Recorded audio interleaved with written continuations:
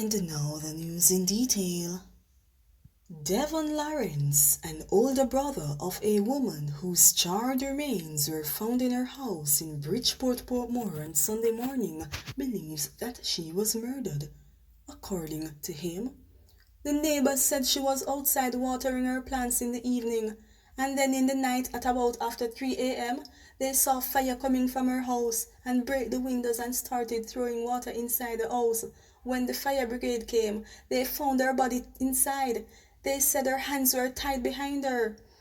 A disconsolate Lawrence told reporters. The deceased is 39-year-old Karen Nugent of Charles Drive, Bridgeport.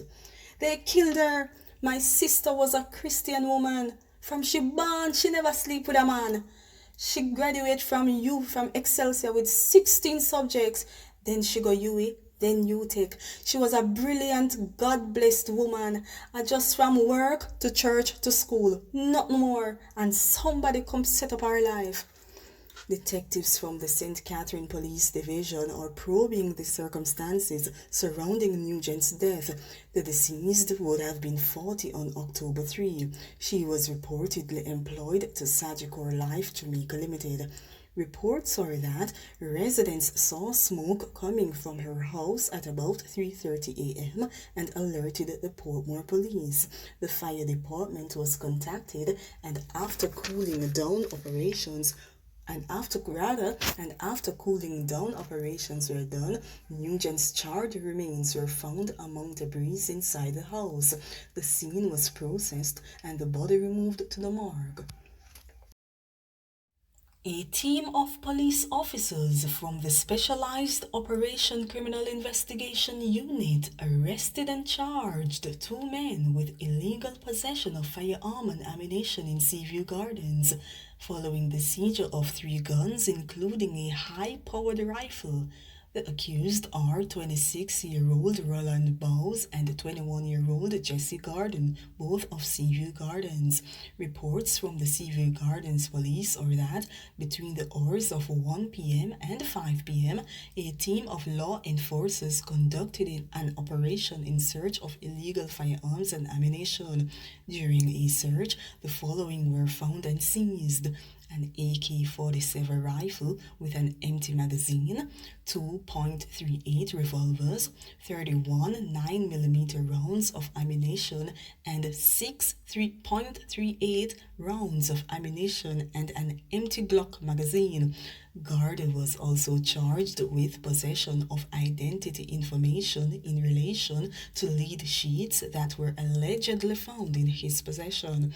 A date for the accused men to appear in court is to be finalized by the police. The investigations continue into the find and seizure. 2 Nigerian nationals have been arrested and charged locally for suspected lottery scamming. They have been identified as 34-year-old Folashade Bakari and 32-year-old Yusuf Abiodun Bakari, both of Lagos in Nigeria.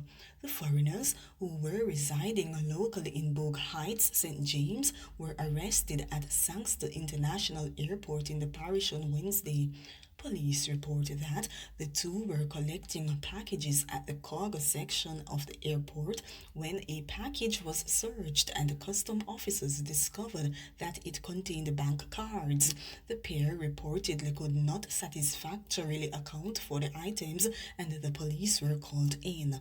During the investigation that followed, identity information belonging to other persons were allegedly found. A search of their premises revealed additional devices that reportedly contained identity information of persons residing overseas.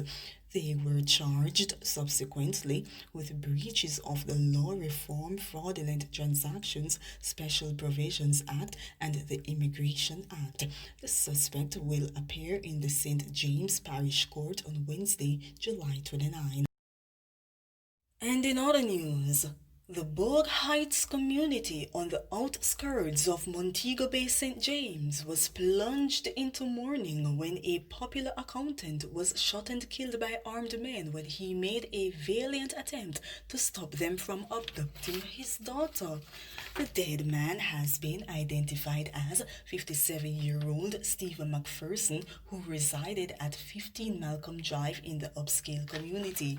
According to reports, shortly after 4 p.m., McPherson's 23-year-old daughter exited a taxi in the community and was walking home along Malcolm Drive when men traveling in a Voxy bus and a Toyota motor car pulled up alongside her.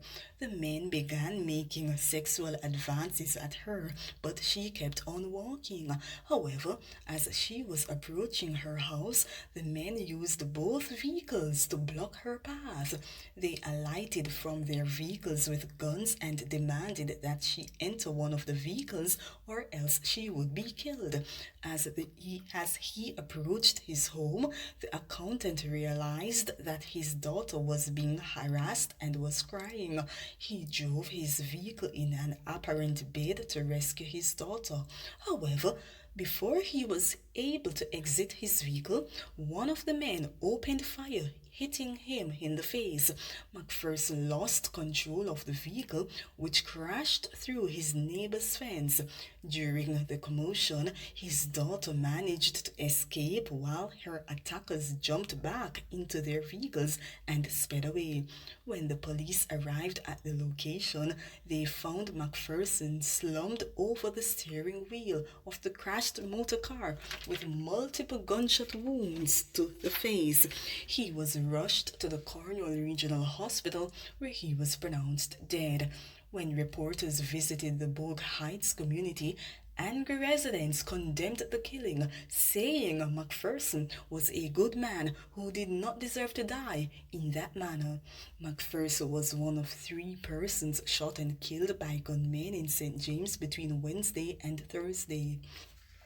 An unidentified male was shot and killed along Love Lane in downtown Montego Bay shortly after the Bogue Heights shooting, while 37-year-old Jermaine Samuels Mason of Lilliput was shot and killed in the content community near Adelphi on Thursday afternoon.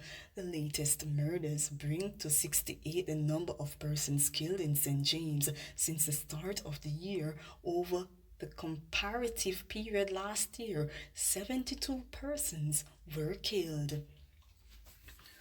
Those were the latest from Jamaica Buzzcode News Center. Do remember to like, subscribe, share, and hit the bell icon. I'm Melanie Trends. Pleasant viewing.